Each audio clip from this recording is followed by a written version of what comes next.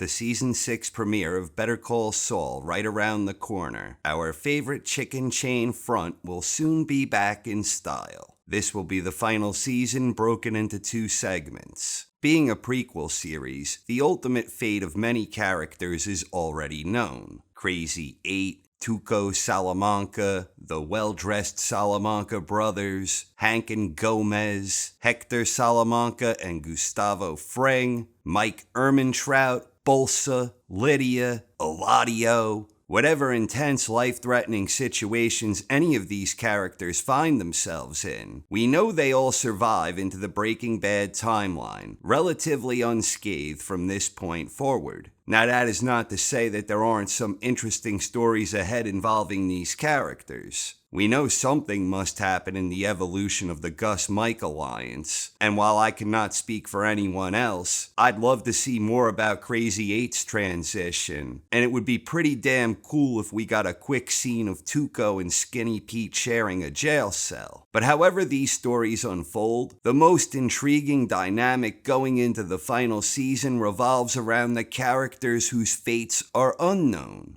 That primarily boils down to the big 5 that fit the bill. Lalo Salamanca, Nacho Varga, Howard Hamlin, Kim Wexler, and the creme de la creme, Gene Tackovic. The ultimate fate of Nacho and Lalo are almost certainly tied together, and there is reason to believe that this will directly connect with the missing piece of the puzzle in the Gus-Mike alliance. Now, if we are to believe what Gus told Hector in Breaking Bad, then the Salamancas are all gone, which strongly suggests Lalo is dead. On the other hand, we also know that Goodman was terrified when he mistook Walt and Pinkman for payback from Lalo. Saul was quick to blame Ignacio before realizing his error, so that leaves 2 possibilities. Either Goodman was unaware of Lalo's demise, or Gus was either lying or mistaken in believing he's dead. Whatever fate awaits Lalo should potentially provide a powerful payoff. He's definitely been a strong addition to the later seasons of Better Call Saul, where he acts almost like a composite of the entire Salamanca family, with an added dimension of being an intelligent, patient strategist, traits not normally seen with the rest of the family. Lalo took out a team of Gus's top-hired assassins, and he is aware Nacho is the one who sold him out, which led to the death of innocent lives on Lalo's estate. This could perhaps be the incident Goodman referred to when he eagerly blamed Nacho for whatever it is he thinks Lalo wanted revenge for. Or there could be another big showdown ahead.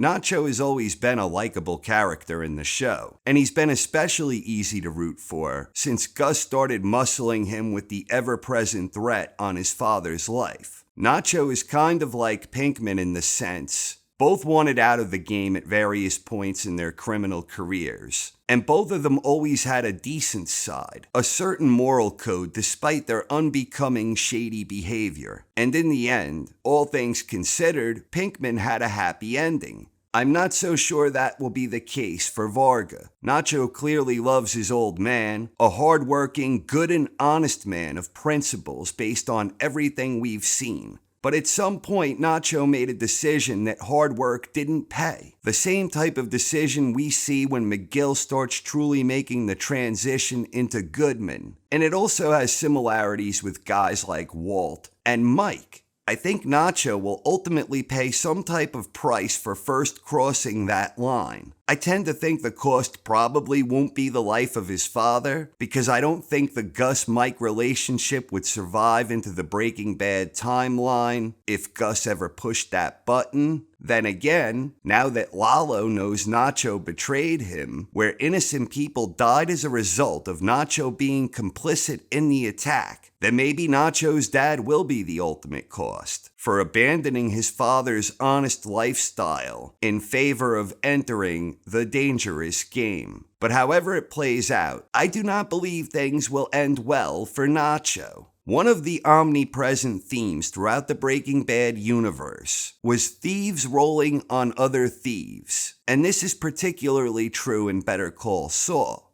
Nacho himself provided a perfect example of this when he stole Price's precious baseball card collection. Only in this instance, there was a slight breach of etiquette when Price reported it to the police. Price was a fellow crook, so the expectation was that when one crook rolls another, the victim will typically refrain from bringing law enforcement into the equation. But that theme also largely relates with the greater evolution of the relationship between Jim and Kimmy, and this ties back into the idea that taking shortcuts is more lucrative than playing by the rules as an honest hard worker.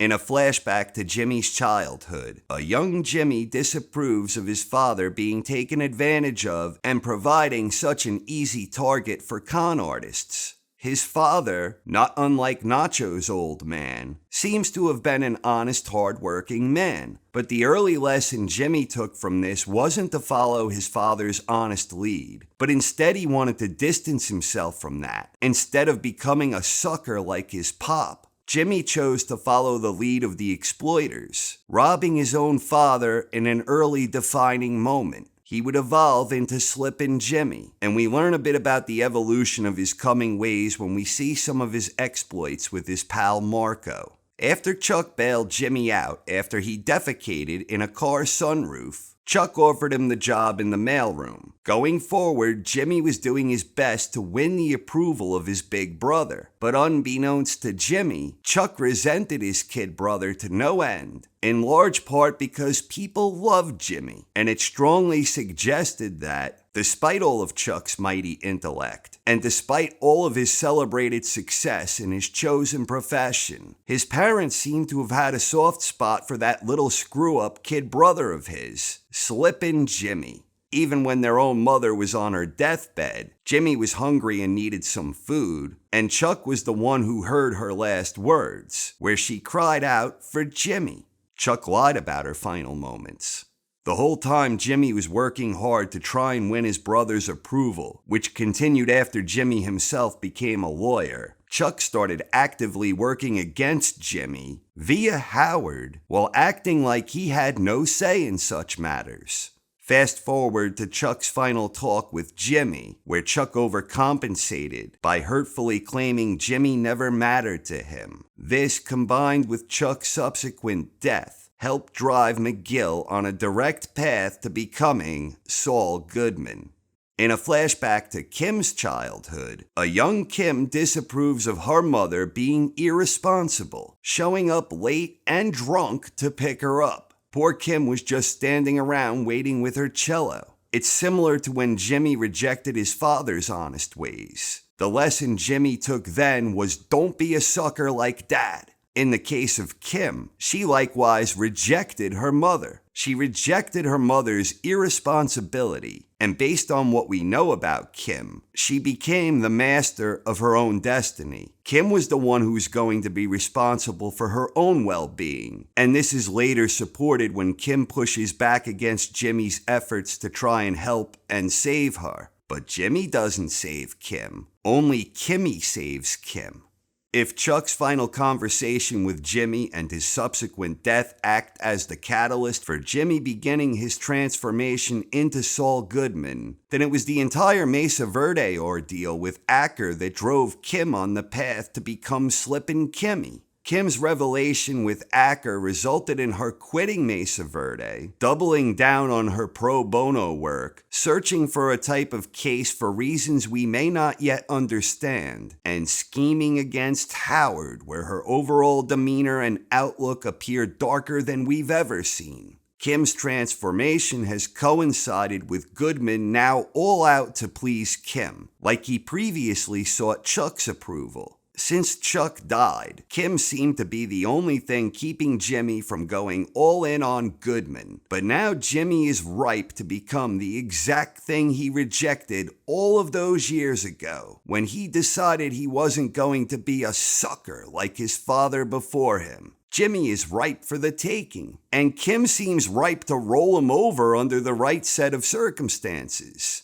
And Kimmy is likewise ripe to become what she once rejected in her own mother, becoming irresponsible and reckless, now that she has 2 feet firmly planted in the game. The big point of contention for Kimmy and Jim is whether destroying Howard would mean scorched earth, where they'd have to hurt him real bad, or merely be, in Kim's words, a career setback. Howard's ultimate fate may well be directly intertwined with a defining moment for both Kim Wexler and possibly for Goodman too. Goodman was already betrayed by his brother Chuck, and this resulted in McGill embracing his inner Goodman, with the only thing keeping him remotely grounded in his McGill roots being Kim herself. But on some level, McGill knows he's complicit in Chuck's demise because his desire to please Chuck prevented him from truly helping him and having him committed. Traditionally, Jimmy always had a certain line he wouldn't cross, not to an extreme anyway, as Kim is now suggesting with Howard. Jimmy usually didn't try to totally destroy someone. One instance when he did was where he played Irene and turned her friends against her. But even here, Jimmy's guilt got the best of him, and he sacrificed his own reputation in elder law to help her gain redemption among her friends. When under the guise of their alter egos, Giselle and Victor with a K, they generally targeted obnoxious types who exuded a certain arrogance. Kim was usually the one who had to rein Jimmy in from taking it too far. But now with the Howard situation, the shoe might well be on the other foot. But traditionally, Kim tends to get her way, and Jimmy usually smiles and takes it. Kim now loathes those in positions of power and authority who step on the little man, and she now despises people like Schweikert and Kevin and Howard. This is why she's doubling down and helping the downtrodden, not to help them, but because it makes her feel empowered. And her wrath is now directed at Howard. Whatever happens with Howard will also represent a defining moment in the McGill-Wexler marriage. We never see or hear mention of Kim in Breaking Bad, but that doesn't mean she isn't alive, nor does it mean that she isn't still connected with Goodman in some manner. But we know whatever is about to happen, whether it represents the end of Goodman's relationship with Kim or not. We know this will be something big that propels the Goodman we first knew into the Breaking Bad timeline. Who knows? Maybe Kim is still out there pulling the strings and using Goodman as her pawn. One way or another, something transformative for McGill is inevitable. And however that plays out, I'm fully expecting the struggle he faces in his final moments of having any McGill left in him will directly tie in with the plight of Gene.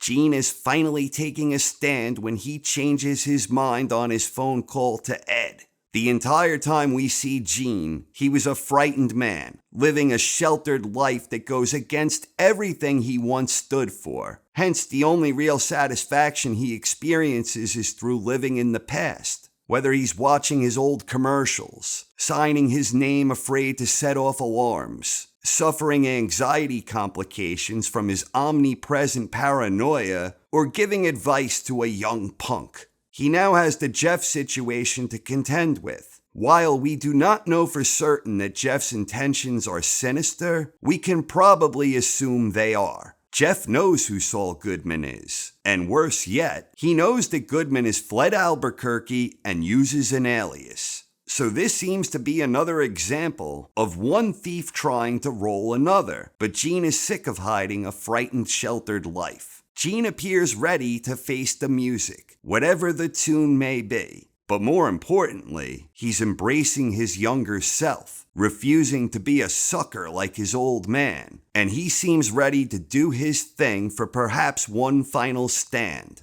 I really do hope they give us a nice chunk of Gene's storyline, because for me, it is every bit as captivating as Kim's story, and I believe there is an opportunity here for a quasi-Godfather 2 type of thing here, where we can have 2 unfolding timelines that complement each other on multiple levels. And I'm especially interested in seeing how Francesca figures into all of this with regards to the pending November 12th phone call at 3 p.m. That's all I got, and I for one am fired up for the final season of Better Call Saul.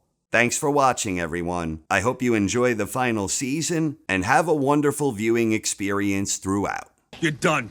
You are done!